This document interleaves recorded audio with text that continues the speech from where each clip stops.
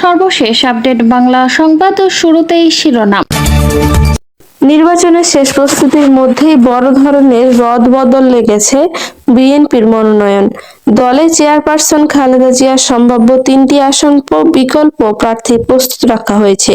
পাশাপাশি দলটি এখন পর্যন্ত অন্তত 15টি আসনে প্রার্থী পরিবর্তন করেছে।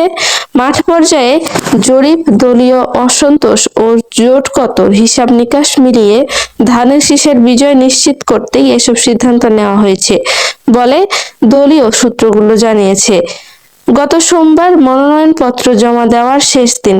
বিএনপি সূত্র জানায়, খালেদা জিয়া বগুড়া, দিনাজপুর ও ফেনীর 3টি আসনে নির্বাচন করার প্রস্তুতি হিসেবে মনোনয়নপত্র সংগ্রহ করা হলেও তার শারীরিক অবস্থার কথা বিবেচনায় রেখে প্রতিটি আসনেই বিকল্প প্রার্থী প্রস্তুত রাখা হয়েছে। বর্তমানে তিনি গুরুতর অসুস্থ অবস্থায় রাজধানীর এভারকেয়ার হাসপাতালে চিকিৎসাধীন। দলটির ভাষ্য অনুযায়ী তিনি সংকটময় সময় পার করছেন। জানিয়ে দেব সর্বশেষ আপডেট বাংলা সংবাদ ও শুরুতেই শিরোনাম।